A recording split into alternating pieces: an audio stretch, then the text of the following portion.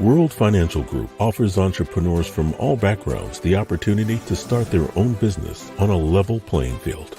Dr. Yana Woodhouse, receiving the WCM Wall Street Pioneer Award by the United Black Wall Street of America, Inc., is one of those entrepreneurs. I see WFG and TFA as a place where African Americans with an entrepreneurial mindset can flourish. And the bonus, we help families and serve the communities across the country. To learn more about us, go to worldfinancialgroup.com. We are the sons and daughters of the soul. We are resilient and forever forward-thinking. We ask for nothing else than the opportunity to live and to create the lives that we were meant to live. We want nothing but an equal chance at options and possibilities. The same possibilities and options to live out our potential as our fellow man. We want to be heard, understood, and expressive in our reality. We are the future. We are the creative. We are here.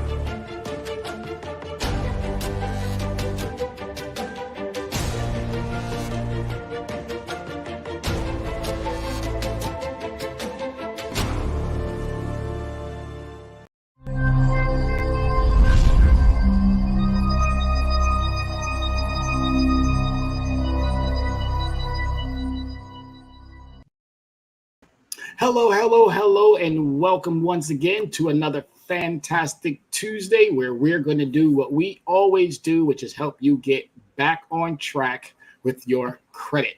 Again, we could talk about finances, we could talk about politics, we could talk about education, we could talk about gun control, but that's not what we do here. We are here talking about what is, at least in our eyes, a focal point that everyone should now be putting a lot more attention towards. We know there's a lot of issues going on out there in the world today, but I'm here to make it concrete and clear. If we do not start taking care of our finances, if we do not start taking care of our credit, if we do not start doing these very basics, we know the government is attempting to do what it needs to do. We know that our local, our national, our federal, we know that they're doing what they need to do to get these circumstances back in that order where it was prior to, but new normal. This is a new normal for us. And with this new normal, this new understanding, I'm imploring all of us, every single last one of us, African Americans, Hispanics, poor Caucasians, poor Asians, again, poor Middle Eastern, it doesn't matter your ethnicity. If you are a part of this United States of these Americas, then you're going to have to decide what's important to you and which order of that importance is it going to meet. It's really, really critical that we do what we need to do in these next 2.5. If we do, we're going to be A-okay. But if for whatever reason something goes awry, you can still be okay.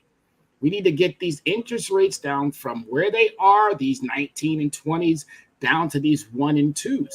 We need to get these credit scores from where they are. Some of us, national average is 706, but some of us are below that national average. We need to get that back up into a realm where you don't have to worry about no matter what you do, no matter what you purchase. My name is Tyrone Glover, and I'm the CEO of Leverage Credit Recovery. I'm a credit recovery expert. Okay, credit recovery is different from credit repair, credit fix. And I put this out there so many times. You can't fix credit. You can't repair credit. You have to recover from poor money credit management. That's all it is. Once you start recovering from these understandings, you'll start benefiting. You'll start reaping the rewards of all your hard work and all of your efforts. It's just that easy. And I tell everybody all the time, if you are unsure about what's inside your credit report, you need to be talking to somebody like myself. If you are unsure how to even get your credit report, it's time to talk to somebody like myself. It's really important, really critical that you start doing these things. And to get the show started, we're going to jump right on into it. Let's talk about financial wellness. This is a financial literacy wellness series. This series is going to be going on, and it's going to be going on, it's going to be going on, and it's going to be highlighting a lot of what you may already know and what you may not know, the complexities and the simplicities of credit. All right, jumping on into it.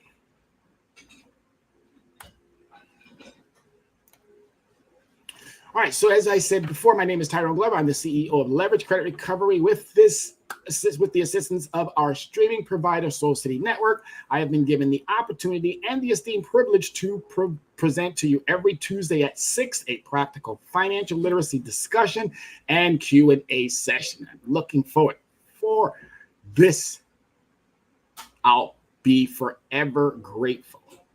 That's it. For this, I'll be forever grateful for someone looking and seeing and understanding, wow, this guy really can help out our community. This guy really can help out our city. Wow, this guy really can help out our state, our country.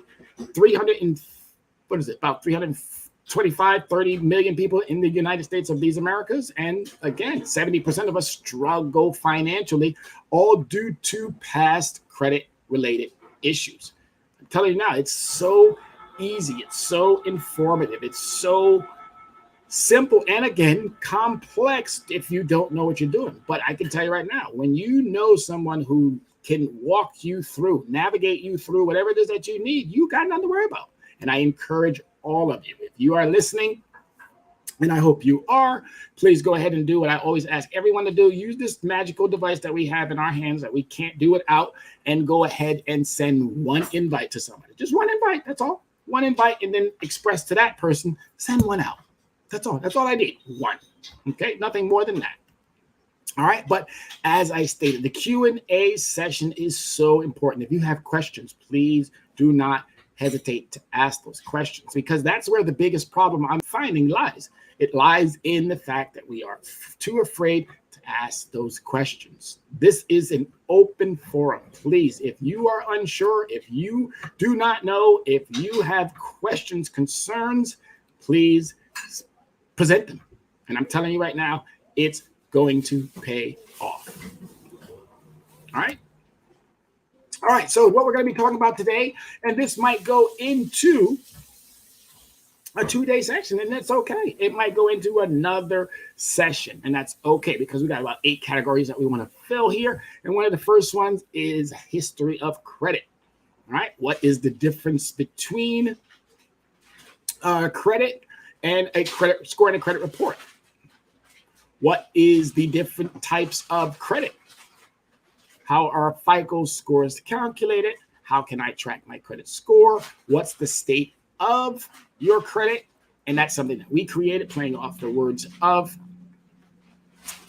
State of the Union, Q&A, and closing remarks. And I love that Matt just put up. Soul City is an amazing network. It's an amazing network. We are doing things that I believe it's opening doors. It's setting the new pathway for African American and the community to now have individuals who look just like them presenting to them. And it's okay that you can get your information from a variety of different sources, but it's also very pleasing to know that you can get that information directly from those who look just like you. So again, I always encourage, it's not just this show that I ask others individuals to watch. There are an abundance of other great shows. One of my mentors shows, Yana B. Woodhouse, Dr. Yana B. Can't demote her. Gotta make sure I always promote her. So Dr. Yana B. Woodhouse, who has also a fantastic show called Access Wealth Nation. And if you listen to the intro, she received an award at the Tulsa event that they had last year. And again, to be one of the first Black women on Wall Street. I deal with credit, and she deals with a variety of other areas of her expertise, and I'm never going to step on those toes, because again, I get them ready and I pass them right on over to someone who can take them to that next step. That's wills, that's trusts, that's taxes, that's all of the importance that comes with that. So I just wanted to give that shout out as well, because it was popped up on the screen, and I wanted to make sure that everyone know we are dealing with and working with a wonderful station. And if you haven't known, now you know. All right, so the history of credit. The credit score is among the most influential inventions in personal finance, alongside the credit card and the Dow Jones Industrial Average. Okay, that's how influential credit is. And if you don't understand how it works, you're going to put yourself in a problem where you're not going to be able to see any light at the end of the tunnel, or however they use that phrase. But there is light at the end of that tunnel. You just have to know that everything you do can be undone. All right. You're dealing with a business, or you're dealing with a business that uses algorithms. They use all of the high-tech technology to have a positive or negative impact on your credit report. And if you don't know these things, that impact could be positive. If you're not meeting or doing exactly what's required of you, that can be very detrimental to your growth when it comes to credit. But as influential as credits are, people know the full history of how they came to be. So when were credit scores actually invented? All right, credit scores were invented. Oh my goodness, it's been a while. And it's so funny that we talk about when were they invented, because if you think about how credit became credit, we used to use something that was known as a letter system, just like the United States currently uses. Triple A, double A, single A, triple B, double B. And then for whatever strange reason, they decided to change it. And it's not strange. I use that as being facetious, but it's not strange. They did that for a reason. They did it for a reason to make it a bit more complicated for citizens, and making citizens view a number versus viewing a letter system, which would have given us obviously more advantage. So they switched it to this number system. They changed up all of what was supposed to happen and how it was supposed to be being reported out by the three major, which is Equifax, TransUnion, and Experian. So it's really, as I said, it's really important to understand those trade lines and what's making those trade lines and how your credit score actually is put together. Surprising as it may be, credit scores as we know them now are only a few decades old. So 2-3 decades, and some of us are already feeling horrible repercussions. All we got to do is, as I said, if you're not sure, if you don't understand, you got to get with somebody who does. And once you do, your understanding about credit is going to significantly improve, and it's going to change. And then you're going to start seeing, again, as I tell everybody, 18, 19, 20%. If you're paying that already, you're paying way too much. And just think about that on one product. If you did on one product, okay, you might be able to sustain. But what about second product, third product, fourth product, fifth product? The average consumer, one person, single individual, has anywhere between 5 and 8 credit products. The average married couple or two-family household has between 8 and 12 credit products. Can you imagine 28% or anything higher than that? Or excuse me, not higher than that, lower than that, in that double-digit range? If you're not anywhere between 5 and 3%, you're paying too much. And everybody who can hear my voice is in that range. They're in that category. They are able to do it. You just have to know someone who you're willing to sit down with, entrust to, and let that individual help you. I'm hoping that I can be that catalyst between and making that arrangement for you. That's why these shows are being done in the manner in which they do. These are educational shows, always about making sure that you are well informed, fully versed before you sign on anyone's dotted line. All right. But the history that laid the groundwork for their development goes back almost 200 years. All right. So even though credit is a few decades old, still about 200 years. Credit was known also as bartering. Okay. I'm sure some of us who are in my age group might know what bartering is. But bartering was, if I had a cow and you had a sheep, well, we can do some deal. We can do some deal. Hey, let's make it happen. Okay. I need some milk, or I need some beef, and you got some clothing or some wool, and you might have a different type of meat assortment that I may want instead of just having the beef. So again, multiple means of how credit was used. And now today we see it as one element only. It's how we are being viewed when it comes to our behavior, our financial behavior. Once we understand that that's what it really is, we'll start adjusting. We'll start recovering from some of our past issues that we may have had. All right, so credit history of credit, 1800s to 1900, the beginning of a credit report. The earliest forms of credit Reporting arose in the United States in the early 19th century when commercial lenders used them to gauge the risk involved in lending to different prospective business consumers. So it was always business that it reverted over into the understanding that we have today. The first credit reporting agencies were small local merchants associations. They collected credit information about borrowers from correspondents across the country and sold it to banks and other lenders. Oh, now they do way more. Excuse me. They do way more. They do way more. They sell your information like hotcakes because information is commodity. And if you can sell that and make money off of it, now you and I can't do it. That's just the bottom line. You and I cannot sell each other's information. But if you have compiled thousands or even hundreds of thousands, or what about millions of people's information? Oh, that's worth a lot. That's worth a lot. And now that they're using algorithms and all of this high-tech trickery, and I'm going to call it trickery because if it was done properly, businesses would still be able to make money, and also consumers, there would be far more consumers in a positive credit understanding versus in a negative credit understanding. All right. So I want you to really understand that if this was being done 100% correctly with all of the best practices being applied, I can tell you right now, we would not have a financial crisis amongst the poor. We probably wouldn't have as much poverty because you'd be able to offset whatever you're not getting from your employer, whatever you're not getting from federal government as assistance, whatever you're not getting would be able to be offset by how you're managing your credit. And it doesn't matter what kind of income. There was a great question that I got on my webinar. Well, what kind of income do I need to have in order to establish credit? As long as you got income, you're able to establish credit. You're able to go out there and make it happen for yourself.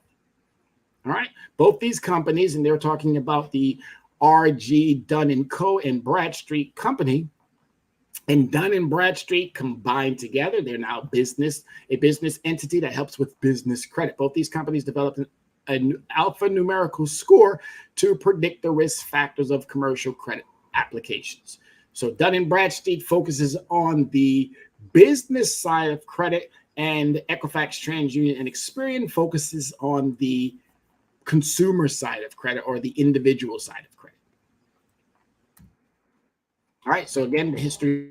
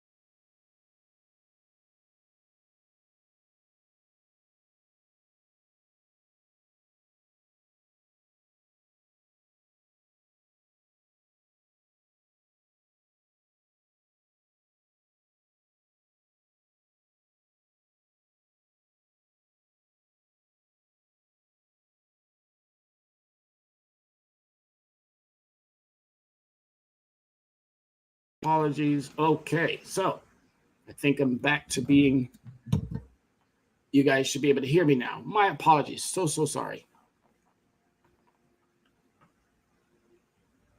All right, so I'm going to go back just a little bit to give you a little bit more about this early 20th century, the birth of consumer reporting. So consumer reporting was, or is, as we know it today, it's where information is compiled. That information is about consumers. It's not your business, even though Equifax has a business side of their reporting. TransUnion also equally has a business side of their reporting, and so does Experian. So they all work tandem with, not necessarily with each other, but they work on a consumer aspect and they also work on a business aspect.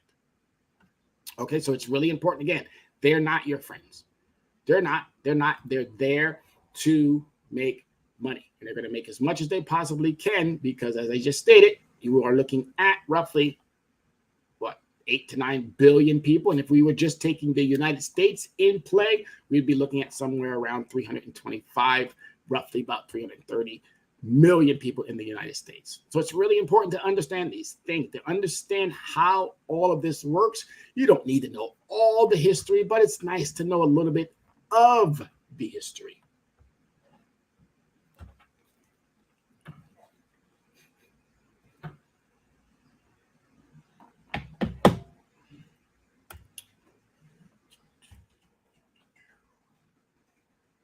Right. So again, I'm giving you a little bit more. 1970 to 1975, the era of the consumer protection. This is where the acts that came about helped us with understanding what protections are going to be there for us as consumers. In the 1970s, after the RCC announced that the computerization of its credit files on millions of America, Congress passed a series of consumer protection laws in response to complaints of subjective, unfair, and inconsistent credit decisions. And there is where it's important. Unfair. This is Congress telling us. And there's a whole bunch of congressional reports that I can highlight and bring out to you. And maybe one day we'll do that so you can see exactly. This has been something that's been going on for years. This is something that's been going on for decades. Okay, where they have not been doing what they should have been doing. Congress knows it. Unfair, inconsistent credit decisions. The 1970s Fair Credit Reporting Act and the 1974 Equal Credit Opportunities Act aimed to discourage unfair credit reporting practices and protect consumers from lender discrimination. But it didn't go far enough. Just like we have issues with other understandings within our country, where they always want to talk about it, where they always want to review something, where they always want to analyze, where they always want to find some other means of poking holes at it instead of doing what they need to be doing. And we all would benefit tremendously if they would just say, hey, you know what? We got to make it understanding for all parties. And that's basically it. It doesn't matter your ethnicity. If you've had past problems with credit, now you can start getting back on track. It doesn't matter your ethnicity. It shouldn't, but with Oscar, sometimes that plays a role. Your zip code even actually plays a role. Your city plays a role. Your state plays a role. So there's a lot of factors that play a role that shouldn't play a role, but they do. And until we get this part of it out of Equifax, TransUnion, and Experian's hands, we're always going to find ourselves in an area where it just doesn't seem like it's adding up. Okay, so it's really important to understand. Again, you don't have to understand every part of the history, but it's good to know the history because the history is no mystery. 1975 to 1989, the first credit bureau's FICO, which is Fair Isaac Corporation. That's what Fico stands for, Fair Isaac Corporation. Through the 1970s and 1980s, the big three credit reporting agencies continued working to develop a consistent, automated, and unbiased credit reporting system to evaluate consumer credit data and assist in lending decisions. And yeah, they're doing a great job evaluating. They're doing a horrible job with assisting in lending decisions because the majority of our lending decisions, again, depending on how your information is being reported, a lot of us are missing out on a lot of these lending decisions. To the end, Equifax hired technology firm Fair Isaac and Company, and now that's obviously now the Fair Isaac Corporation, which is also known as Fico, founded in 1956 by engineer Bill Fair and by mathematician Earl Isaac. So that's where you get the Fico. Has already been working on creating a standardized, impartial credit scoring system for over 20 years. And it's, again, let me tell you, even though 90%, some large number, I think it's 92, 93% of all of our information, they decide, FICO decides whether or not you're going to get a loan or not. And their system is also equally flawed. And this is why I'm highlighting that even though these companies have been around forever, they're about money. They're about their bottom line. And if you're not about your bottom line, guess what you're doing? You're allowing them to take advantage of you. Your money is only going to work when you decide to make your money work. And if you choose not to make your money work, guess what's going to happen? It's going to work harder for someone else. So that's why these shows are super important, to highlight the most important things about you and how you should be working or managing your credit.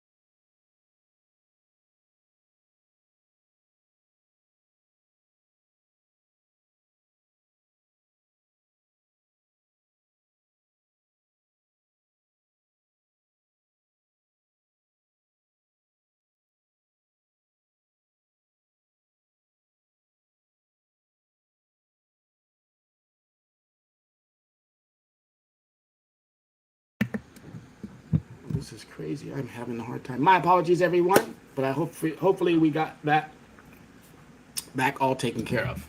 My mic seems to be going in and out, but my apologies. But as I was stating, these companies are doing more harm than good. And until we all come together and get some form of I like to call it a public option versus having these put into the hands of companies that are doing it primarily for profit, we're going to have these types of situations. A good percentage of African Americans, a good percentage of Hispanic, a good percentage of poor, a good percentage of disenfranchised communities, a good percentage of communities that could be doing 10 times, 20 times better aren't allowed to due to how FICO and now Vantage are scoring you. So it's really important to know who is scoring you, and it's also important to know how they're scoring you. And looking at 2010 to today, consumers' permissioned scorable data. So credit reporting typically only considers credit lines when they compile their reports. But in recent years, they've introduced programs to let consumers add other types of accounts to their credit reports as a way to help improve. Please don't get caught with this. This is a gimmick. It's a scheme. Gimmick and a scheme. All right. Yeah, I can add my utilities, but what if I don't have utilities? Oh, I can add my cell phone. No, you can't. There's a lot of things that you can't add. This whole Experian boost. Don't get caught on that. Again, I'm telling you, it's a gimmick. Anytime a company like Experian, who's created so much havoc, who've wreaked so much havoc upon us consumers, anytime they come out with these products that's going to help you, be wary. Okay? Do not get caught on in these schemes. Points, another one. Points are good. If you're traveling that much, collect your points. But if you're not, don't get a card that's going to be giving you points because it's not going to benefit you. 2% back. Don't get caught in that. That's another gimmick or a scheme. If you're shopping that much, if you're a business and you're shopping that much, absolutely. Absolutely. Collect all those points. Collect all those buyback opportunities that they give you, the 2%, 3%, 5%, whatever it is that Discover, Chase, or whoever it is that you have your credit obligations with. If you're doing that much, by all means. But if you're not, talk about lowering the interest. Tell them you don't want a 2% back. No. If they can give you 2%, why not give you 99%? Okay? As I stated, a gimmick, a scheme, be careful. Not everything is a gimmick or a scheme, but be careful. That's all I'm suggesting. Be careful. Talk to somebody like myself who can steer you and guide you in the ideal understanding until you are in that 850, until you are in that 799. Okay, once you're there, and then I'm telling you, the floodgates are going to open up. There are going to be people trying to give you stuff at 1% and 2%. So don't take something that looks good to the eye. Oh, I'm getting 2% back on my groceries. Oh, I'm getting 2% back on my gas. Don't. Looks good to the eye, but in all actuality, it's just a means of them for them. Experian boost for them to make more money off of you while they're still not doing what they have been spoken to by Congress to do. So please, again, be careful. So what's the difference between a credit score and a credit report? Your credit score and credit report are two different products, but they're closely related. Lenders use both to determine your credit worthlessness. Okay. The three major credit reporting companies are, as mentioned earlier, Equifax, Experian, and TransUnion. Each compile their own reports listing your various lines of credit. Each report is different since not all lenders report to all three agencies, but each contain a detailed list of your credit accounts and payment history. Credit accounts, also known as trade lines. Those two are really, again, critical understandings. If you understand your trade line and your payment history, there's one more piece that needs to be highlighted, and that's your utilization. Okay, if you're paying on time, you're bringing down your understanding, that's 65% of your overall credit score. You got three more areas. This is called how we compile your credit score. Those three more areas are essential. They don't have as much impact as paying on time, which is 35% of your overall credit score, and your utilization, which is 30% of your overall credit score. If you meet those two areas, the other three areas, which totals 5 areas of concern, you meet those major two, you're going to pick up those remaining points to put you in an upwards trajectory where your credit should always be going. Credit should always be going upwards. If for whatever reason it's not, we need to be sitting down and we need to be having a conversation. It's really important to understand that. All right, there's also certain information on things like credit inquiries, repossessions, and bankruptcies. Credit inquiries fall into another category where they'll give you roughly between 8 and 10 points to add to that already 65 if you've done it. Repossessions are a negative along with bankruptcies. We want to hope that no one is, but even if you have had in the past, it's okay. Your past is your past. It's not your future. And we spend too much of our time focusing on our past versus focusing on our future. And this is why, again, these shows are super important to make sure that you understand the importance of how do I navigate through these particulars. All right, so what's the difference between a credit score and a credit report? Why they don't contain your credit scores. Instead, your credit score is compiled by a separate company using Fico, or as we mentioned, Vantage, based on the information contained in your credit report. All right, so I want to reiterate that. Okay, Fico and Vantage use your information. They use eOscar and other algorithms and mathematical understandings to create a number. And that number is based on however they have programmed these algorithms that are going to do what they need to do. They're going to do what they need to do. They're going to do what they need to do. They're going to do what they need to do. I'm telling you, it's flawed. Just that simple. And Congress knows it. And these companies know it too. But as I stated, as long as they can get away with fines and fees, don't do it again. Don't do it again. Don't do it again. Don't do it again. Don't do it again. Don't do it again. And this has been going on for decades of don't do it again. And they keep repeating the same types of understandings. As I said, I'm going to bring those reports to you. You're going to be able to view them and see them. If you want, email me. Shoot me a quick email or your email in the comment section here. And I'll tell you. I'll send you that information. You will be surprised. Now, I know these congressional reports are lengthy in scope and size, but don't worry about it. I'll highlight the parts that you need to read so you don't have to scroll through 900 or something pages.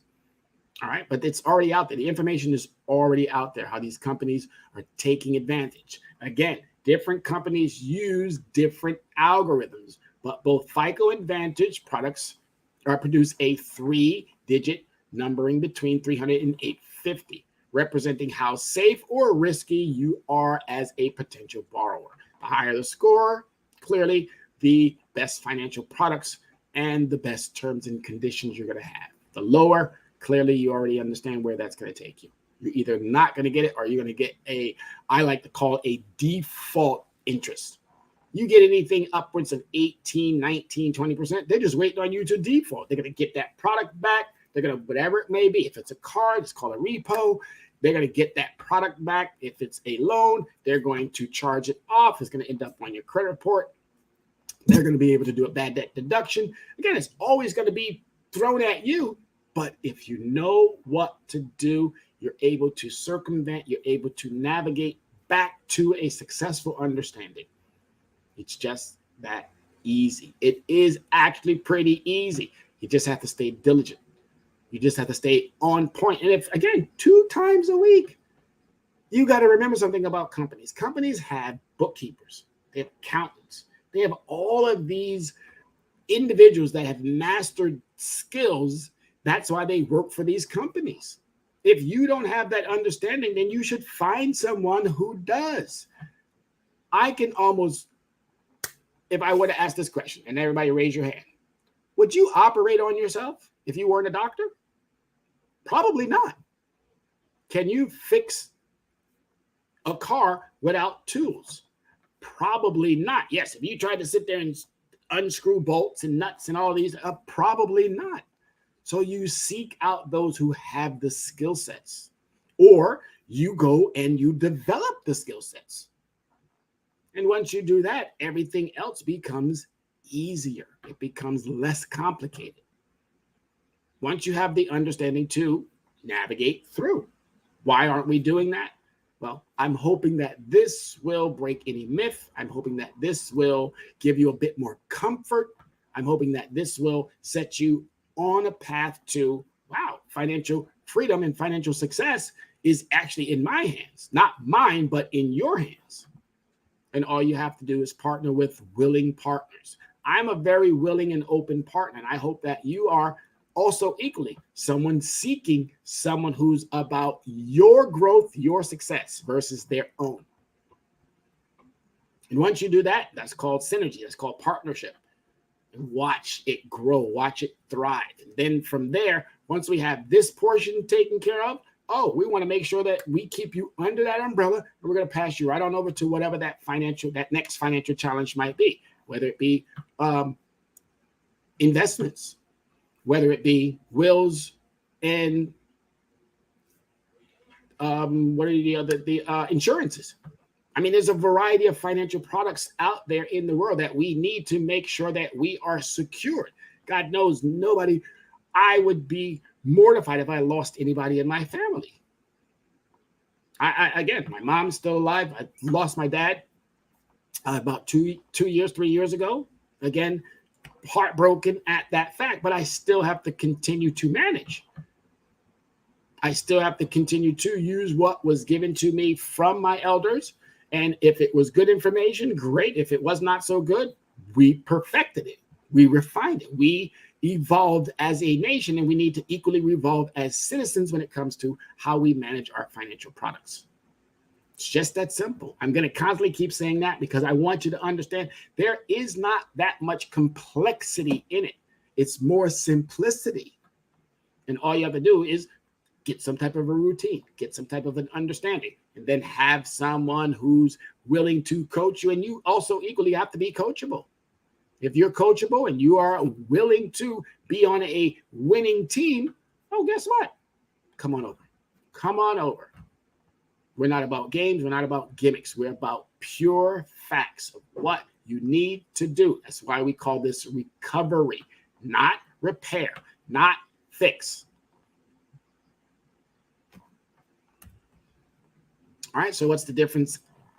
Credit score models.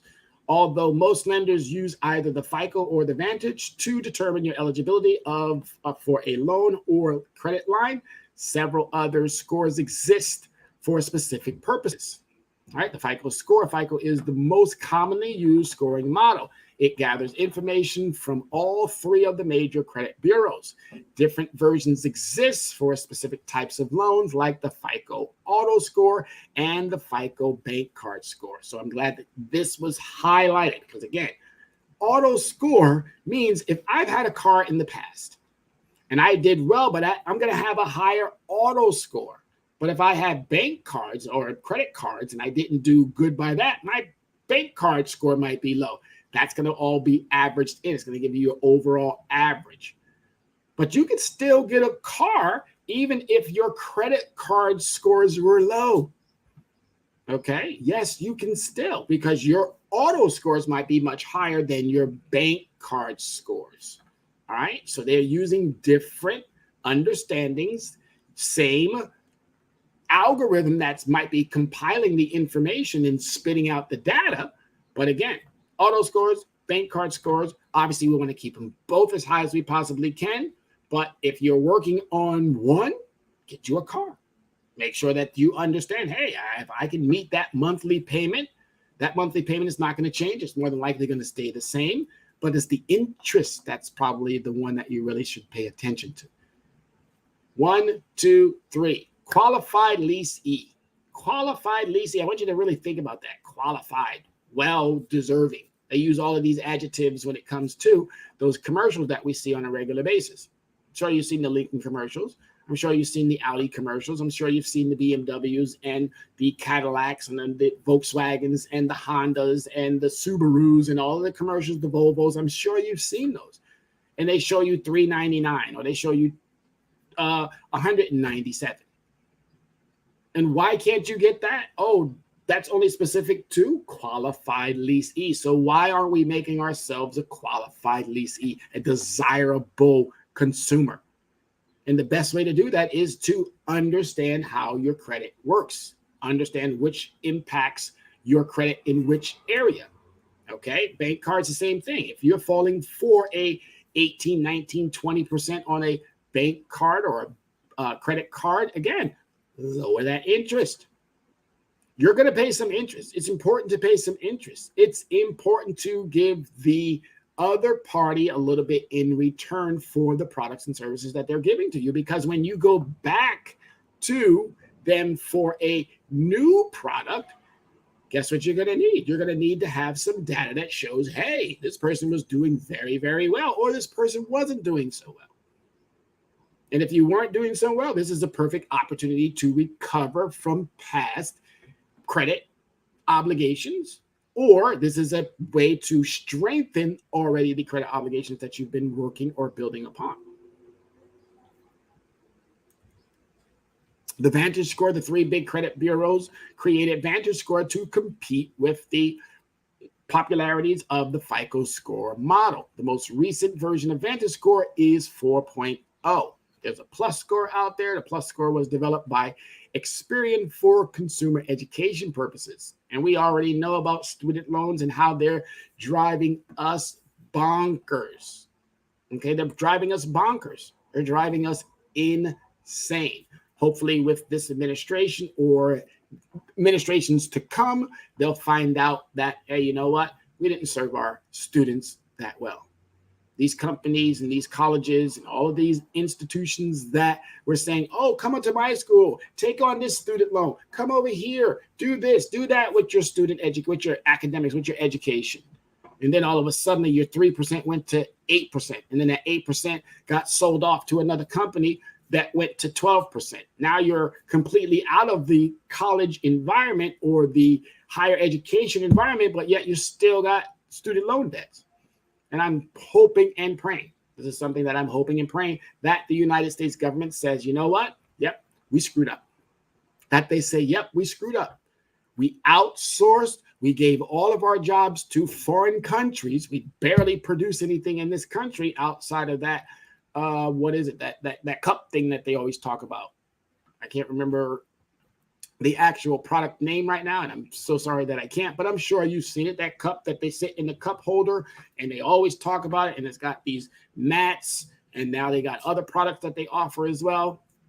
Again, you get what I'm talking about. That's the only thing that I know made in America.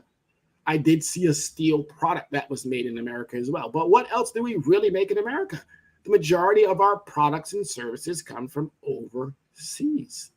And that's actually a bit surprising and alarming. So you understand where I'm going with this? You got to make sure that your credit's okay. You got to make sure that you're doing what you need to be doing here first and foremost. And that education, again, if they clean it up, if they say, hey, you know what? Got you. Don't let anyone think, oh, you've been getting stuff for free. No. That argument, please. Don't you even get into that argument with them. Pass that over to me. Say, I got a guy who will debunk whatever it is that you're talking about. Anybody, I'm challenging everyone. If you are dealing with someone within the family, in the workplace, a stranger, passerby, or whatever it might be, piggybacking off your conversation and Butinskis, it's okay. Call me up. Erykah Badu has given everybody the freedom to call Tyrone. So call me. Let me know. And I'll tell you right now, I'll debunk any issue that is out there when it comes to credit. Debunk. I know things that people wish they knew. All right, here's the TransUnion risk score developed by TransUnion. Your Trans risk score has a scale of 100 to 99 and is only used to determine credit risk. All right, there's an Equifax score like the plus score. The Equifax score is only used for educational purpose in the range of 280 to 850. You got over 23 credit scores, 23 to 28, somewhere in that range. They haven't really definitively said which number it actually is. But why? Why? Can you imagine taking one test and then getting 28 grades for that one test? Is that necessary? Absolutely not. This is just a means for them to be able to circumvent the laws, the protections that were there to keep us from these very tomfooleries or these shenanigans that they are attempting to do. And it hasn't worked. Congress has only given them more and more flexibility to deceive us as consumers, to manipulate our products, or excuse me, our services through, again, profiteering.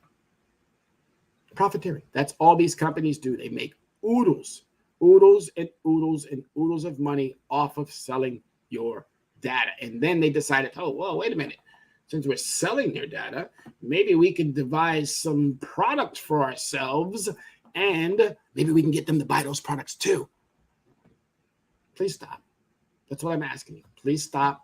Know your company, know your audience, know who you're dealing with, because once you do, you'll see right through them. All right, so how are FICO scores calculated? So the following factors determine your FICO credit rating. Payment history, 35%, as I said earlier, 35%. That means if I'm paying on time, 35% of that is going directly towards my credit understanding.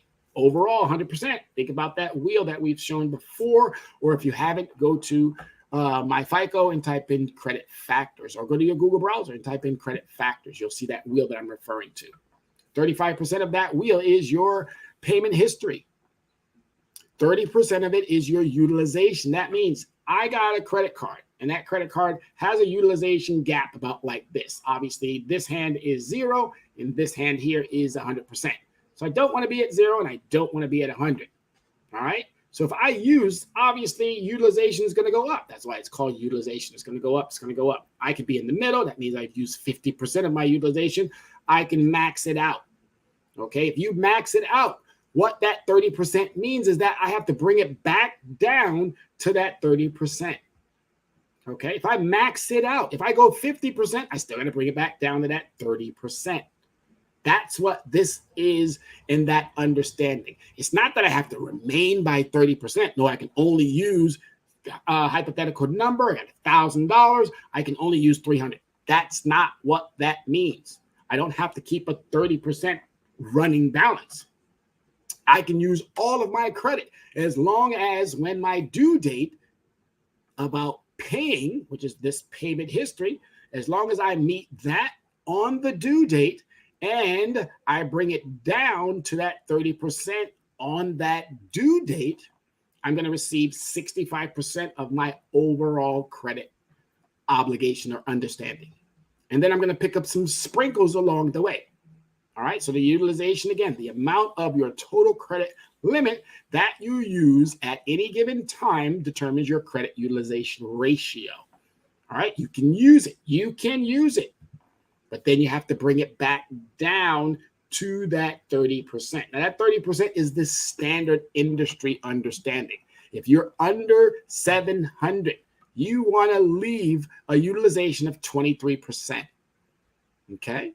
23%. So all you're going to do is take your limit, what I have, my credit limit. So if I have $1,000, all right, 30% obviously means I got to bring it down to $300. Well, 23% means I got to bring it down to $230. All right, there's a $70 difference to get a huge bang on when it comes to your credit. Bang for your buck when it comes to how that credit's going to go up. All right, that's the bottom line. It's just that simple. So here's the sprinkles that I was referring to. How credit FICO scores are calculated. So your new credit is 10%.